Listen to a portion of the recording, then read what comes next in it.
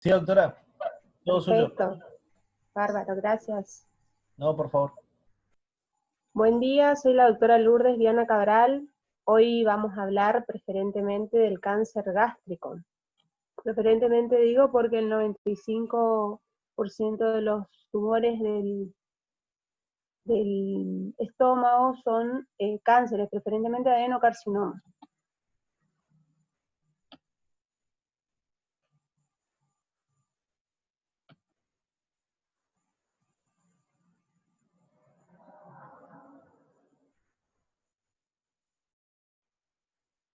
¿Quiere avanzar? Bueno, en cuanto a epidemiología, el cáncer gástrico ocupa el segundo lugar después del cáncer colorectal. Asimismo, sabemos que es más frecuente en hombres, preferentemente en una edad de 50 a 70 años, aunque está aumentando en personas menores de 40 años, ya vamos a ver por qué. También tenemos mucha relación con la poliposis adenomatosa familiar, la mutación de genes, relacionándolo con el cáncer gástrico hereditario. Una dieta con alto contenido de sal y nitratos hace que los nitratos se transformen en nitritos y luego a nitrosaminas, que son las carcinogenéticas. El tabaquismo también, porque tiene un alto contenido de nitritos y nitrosaminas. El alcoholismo también predispone a esta mutación de las nitrosaminas. Hoy en día la obesidad y el reflujo gastroesofágico predisponen mayormente al cáncer de la unión esofagogástrica o cáncer cardial. Y a su vez, el mismo Helicobacter pylori resulta en una alta incidencia predisponente para realizar esta mutación, el sobrecrecimiento bacteriano, una cloridria, aumento de nitrosaminas y aumento de los radicales libres.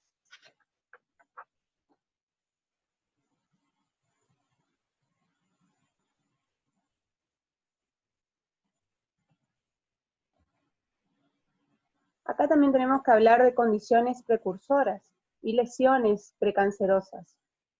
¿Sí? Condiciones precursoras, una anemia perniciosa también predispone a desarrollar esta enfermedad, unas gastrectomías parciales, sobre todo la Billroth número 2. Más de 5 años de su realización predispone a esta acloridria y posteriormente aumento de radicales libres y aumento de nitrosaminas. Las lesiones precancerosas, como la gastritis crónica atrófica, está presente en el 90% de los adenocarcinomas gástricos, ¿sí? Requiere, por supuesto, una larga evolución, más o menos mayormente a 15 años, donde tenemos lo que dijimos anteriormente, una hipocloridria, aumento de gérmenes reductores, de nitratos, a nitritos y nitrosaminas, y consecuentemente el desarrollo de una metaplasia intestinal y displasia. Asimismo, tenemos la enfermedad de Menetrier, el esófago de Barrett y los pólipos gástricos. Acá en los pólipos gástricos vendrían a ser los tumores benignos, menos frecuentes. Tenemos los adenomas, que en este caso tienen que cumplir la regla de ser mayor a 2 centímetros, y en este caso pueden ser tubulares o vellosos, siendo en su mayoría los adenomas vellosos los que son las lesiones precancerosas propiamente dichas.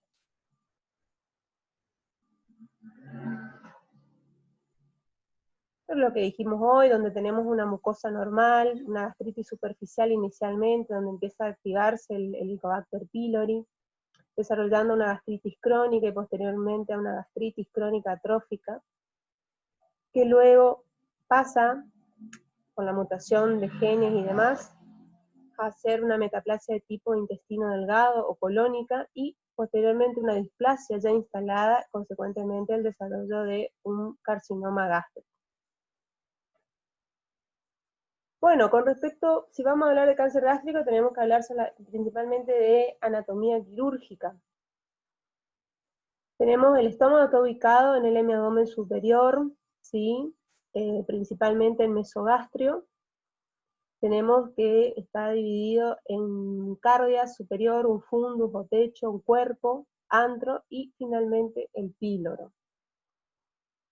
Dada su importancia de esto, la localización y el desarrollo de los tumores que vamos a ver más adelante. Bueno, acá tiene bastantes relaciones, esta es una imagen bastante ampliada, donde podemos ver que está muy relacionado con los órganos vecinos, con el vaso, con el hígado, la vía biliar, los principales vasos, el epiplón y el colon transverso. Bien, bueno, nuestro estómago entonces es un tubo que está constituido por mucosa, ¿sí? Principalmente con 3 capas, un epitelio cilíndrico simple con glándulas cardiales, oxínticas y pilóricas, una lámina propia o corión y una muscular de la mucosa. Tiene muscular, submucosa, muscular y serosa. La submucosa tenemos el plexo arterial y venoso, un plexo linfático, y en la muscular vemos que en la capa interna es oblicua, la capa media, perdón, es circular, y la capa más externa es longitudinal.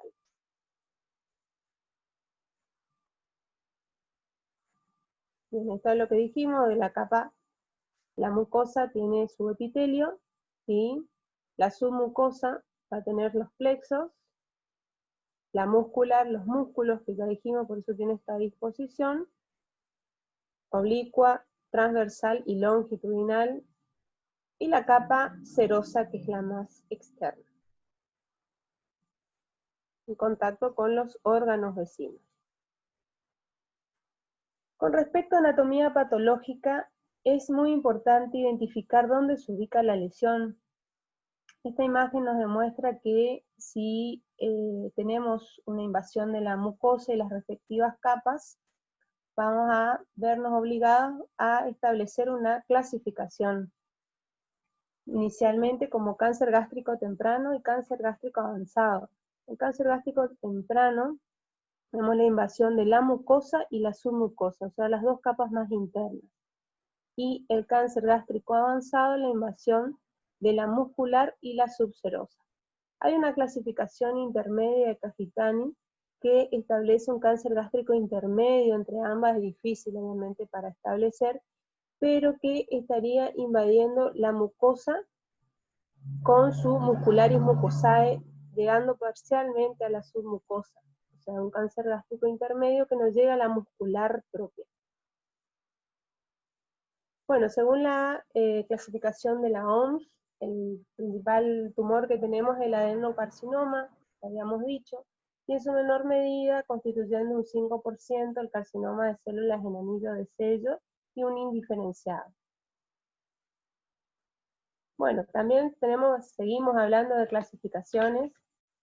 Realmente en tumores gástricos hay que hablar mucho de la ubicación del tumor, ¿sí? La clasificación endoscópica japonesa macroscópica del cáncer gástrico, tenemos que hablar de un tipo 1 que es sobreelevado, o un tipo 2 que es superficial, que a su vez puede ser elevado, plano o depresivo, y un tipo 3 excavado. Y con respecto a la clasificación de Borman, en cuanto a cáncer gástrico avanzado, tenemos un tipo 1 polipoide, un tipo 2 ulcerado, localizado, un tipo 3 infiltrante, ulcerativo, ¿sí? Un tipo 4, un difuso, que es lo que conocemos popularmente como linitis plástica. Con respecto a la clasificación de Lauren, ya es más microscópica, ¿no? Tenemos que las divide en un tipo intestinal y uno difuso. ¿Para qué nos sirve esto? Porque realmente clasificamos los pacientes más que nada en un riesgo ambiental y un riesgo genético. Realmente el intestinal se produce en hombres mayores de 60 años, es muy diferenciado, tiene una diseminación hematógena, popularmente se ubica en antropíloro, ¿sí? Y es muy sensible al tratamiento, a los tratamientos convencionales.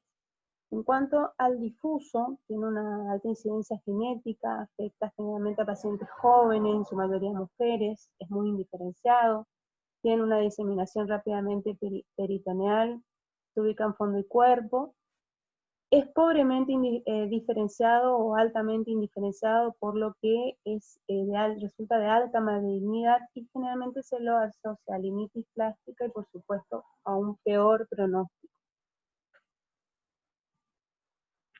También en los carcinomas gástricos tenemos, veíamos hoy inicialmente, que es vecino al esófago y principalmente al cárdiac.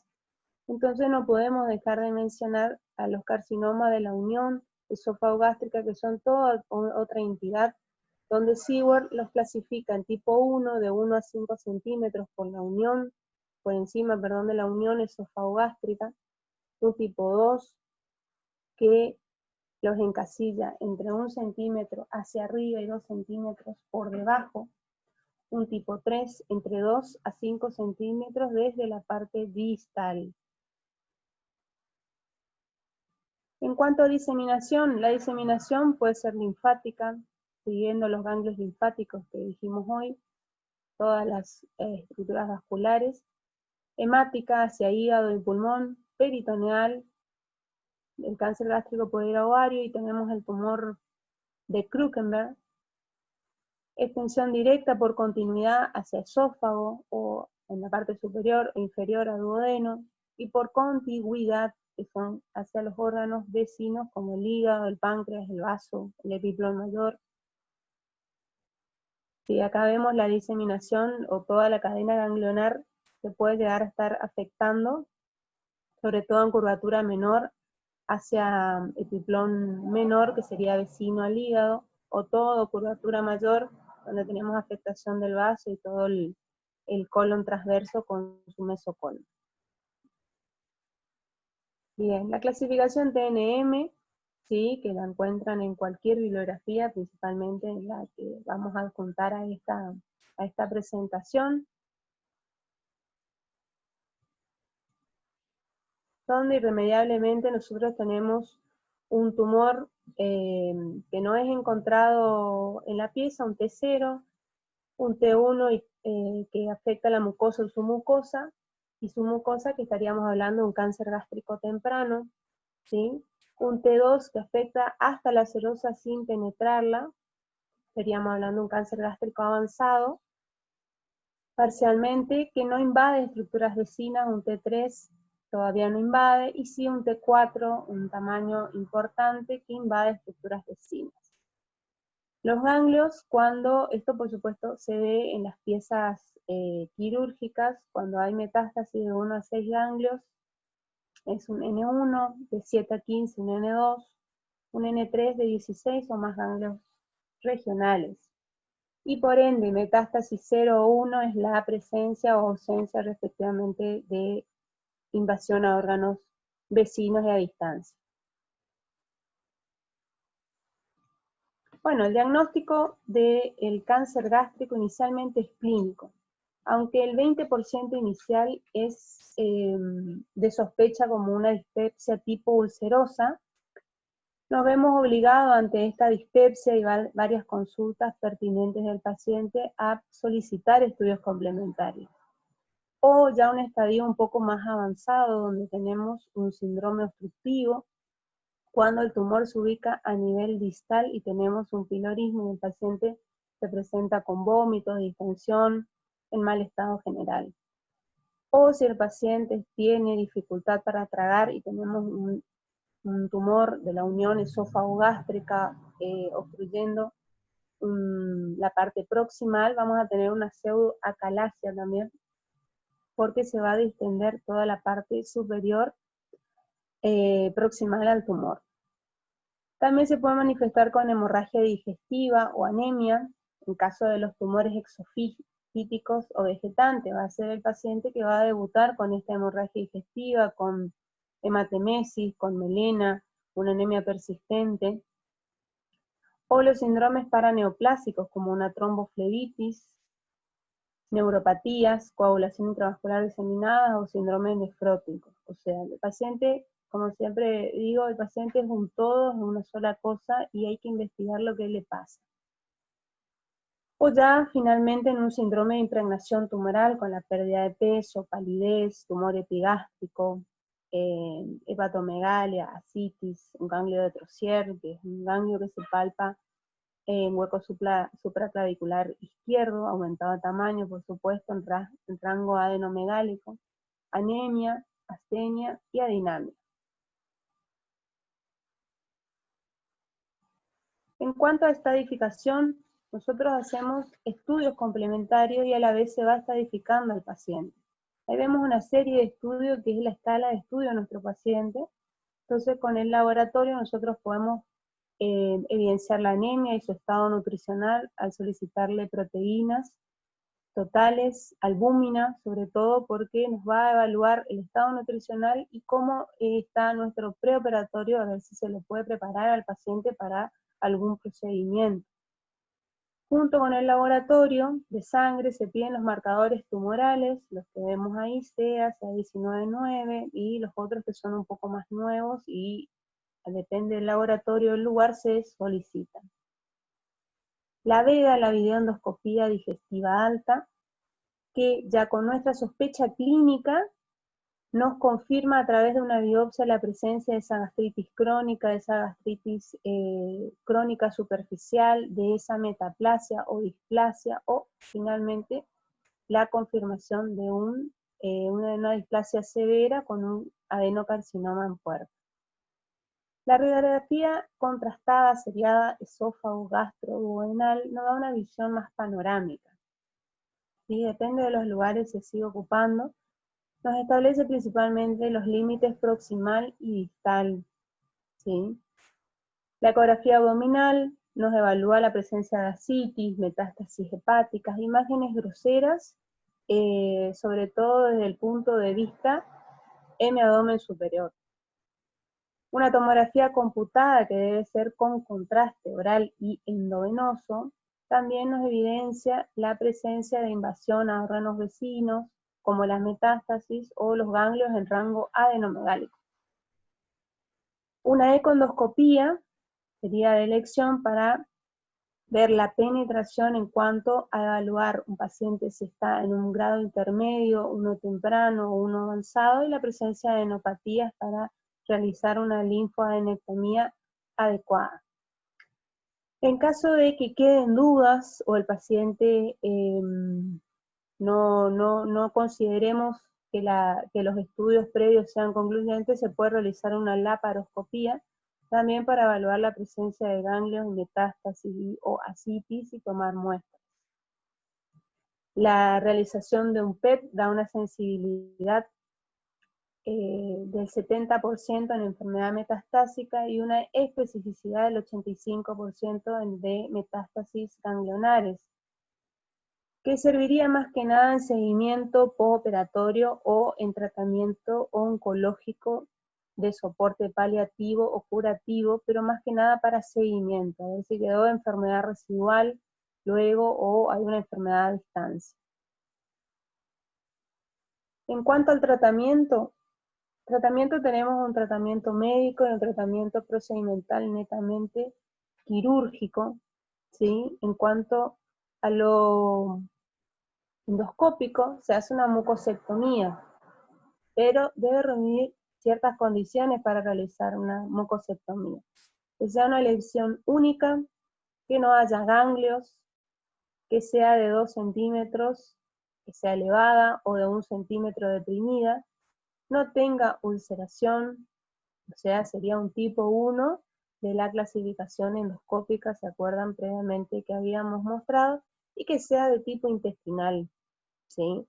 Acuérdense que lo contrario a esto sería una linitis plástica, ulcerada, mayor a 2 centímetros, probablemente con ganglios comprometidos, y ya no podemos hablar de una lesión única, sino ya de una lesión en forma difusa. Con respecto al tratamiento quirúrgico, ¿sí? Se puede realizar convencional o vía laparoscópica. El tratamiento quirúrgico, y realmente va para las dos, convencional y laparoscopía, hay que tener en cuenta la resección total del tumor, ¿sí? Y para esto, el paciente tenemos que ver que si es candidato o no. Hay contraindicaciones de una cirugía curativa, como ser una invasión retroperitoneal, unas metástasis alejadas, una carcinomatosis peritoneal, rinitis plástica, una citología positiva en el líquido de lavado peritoneal, y contraindicaciones de orden general, como un paciente cardiópata, insuficiente renal, diabético no controlado, ¿sí? Entonces lo que se quiere lograr en el tratamiento quirúrgico es una resección total del tumor, o sea que llegue a R0, una linfadenectomía D2, o sea que incluya más de 15 ganglios en la pieza quirúrgica, y márgenes negativos proximal y distal de 3 centímetros si es un Bormann 1 o 2, o sea un polipoide, o uno inserado o no infiltrante, y de 5 centímetros proximal y distal si es un Bormann 3 y 4 que sea úlcero infiltrante o difuso.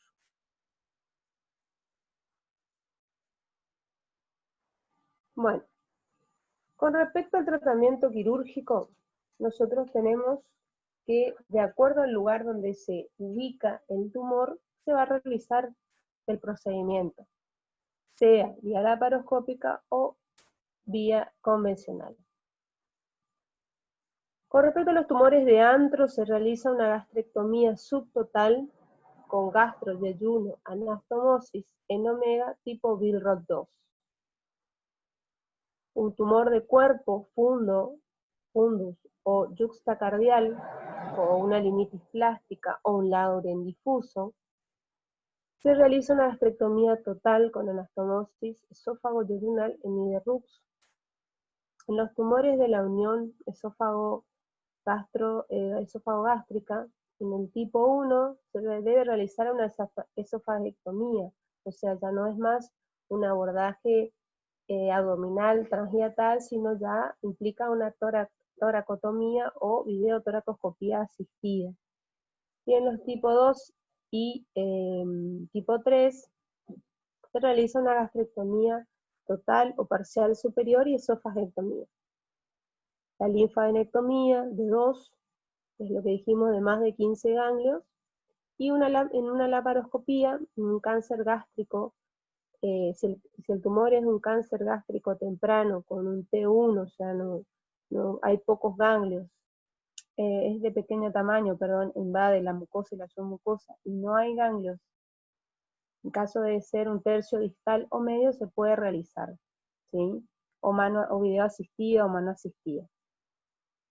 Todo lo que dijimos hoy, si el tumor está en pecho, cuerpo superior o fundus, se va a hacer una gastrectomía total, ¿sí? Con la reconstrucción en Niederrux, ¿sí? Tiene una forma ahí y fue descrita por un cirujano de apellido Rux, en Y, por supuesto. Y si el tumor está en antro, se debe hacer una gastrectomía subtotal, se deja este capuchón o techo para poder anastomosar y hacer una gastro de ayuno. Se puede hacer una anastomosis al pie o en asa omega allogramm, ¿sí? Esta es la otra imagen. En esta dejamos solamente un capuchón y en la otra dejamos un poco más de volumen gástrico para realizar. Esto de todo depende, por supuesto, del intraoperatorio, del tipo de tumor, qué tamaño es y qué extensión tiene, ¿no? Bueno, con respecto al tratamiento no quirúrgico,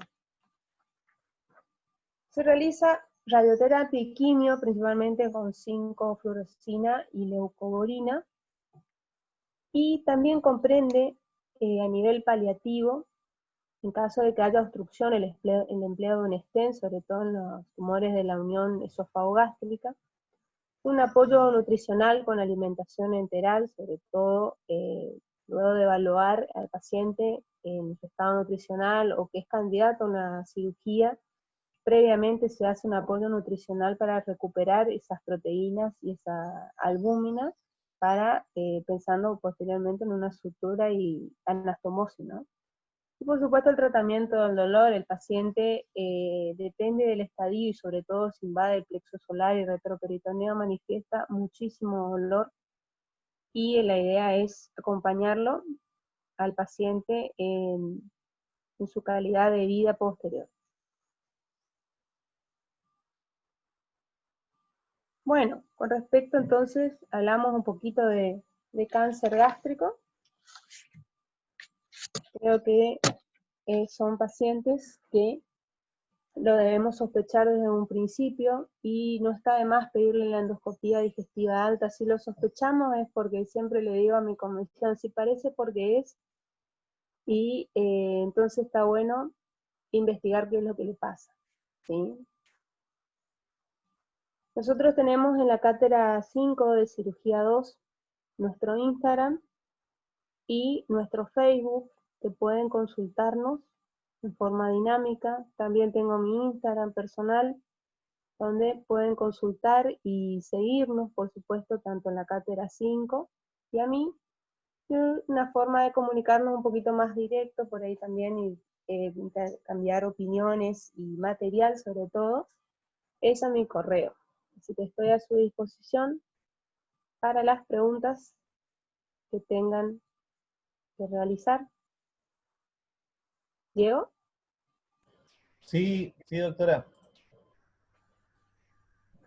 Ahí ya los chicos tienen habilitado el micrófono para poder conversar con usted. Bárbaro.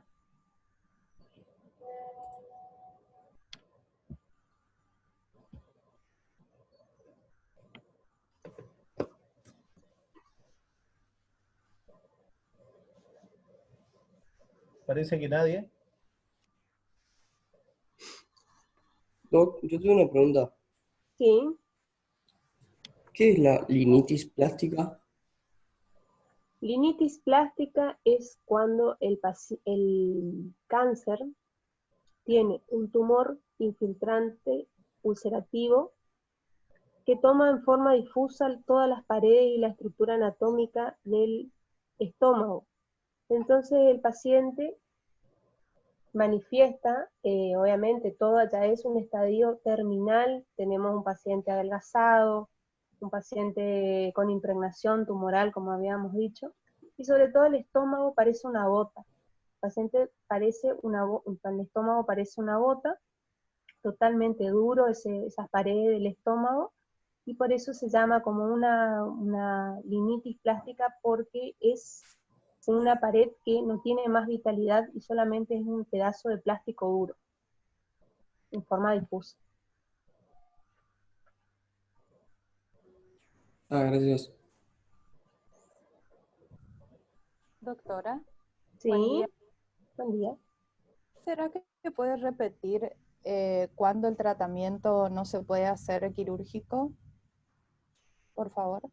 Bien, bueno, el paciente candidato a una resección importante, tenemos que evaluar si el paciente es operable y si es resecable, ¿sí? El paciente operable es el paciente candidato a la cirugía, que incluye que está en buenas condiciones en su preoperatorio. Y el paciente no operable o que contraindica la cirugía es el paciente con una carcinomatosis, una linitis plástica, un paciente con comorbilidades previas, como ser cardiopatía, enfermedades renales, enfermedades como ser diabetes, sin control, por supuesto, en mal estado general, y sobre todo que tenga un síndrome de impregnación tumoral, ¿sí? Con metástasis alejadas, que vos le hagas una laparoscopía cuando no es concluyente y encontrás mucho líquido, o le haces una punción y encontrás líquido y eso te da negativo, realmente una carcinomatosis no ayuda a que vos le hagas una cirugía curativa. Gracias. ¿Está, Anela? Y con respecto al tratamiento del dolor, ¿con qué lo hacen? Bien, el tratamiento del dolor, generalmente nosotros en cirugía ocupamos drogas básicas, ¿sí? Como la combinación de AINES con antiinflamatorio, con corticoides, perdón. Entonces puedo usar combinaciones de diclofenac más dexametasona, y o ya una medicación de opioides un poquito más elevada, si el paciente está en forma ambulatoria, con codeína e ibuprofeno o paracetamol, más el tema de la medicación con morfina o lo más elevado que tenemos de analgesia ya lo realiza el tratamiento paliativo, el servicio de oncología, y por supuesto el paciente tenemos que tener un control porque el principal efecto de la morfina y los opioides en general, como la codeína, es la constipación. Entonces hay que controlarlo muy de cerca porque en el camino de paliar el dolor podemos tener otras complicaciones. Tramadol también se suele ocupar, tramadol y paracetamol, ¿sí? Hay varias combinaciones, generalmente no se ocupan monodrogas porque el paciente ya tomó todo el ibuprofeno que tenía, tomó todo el diclofenac que tenía, y ya tenemos que pasar la escala de los AINES y hacer combinaciones. Muchísimas gracias.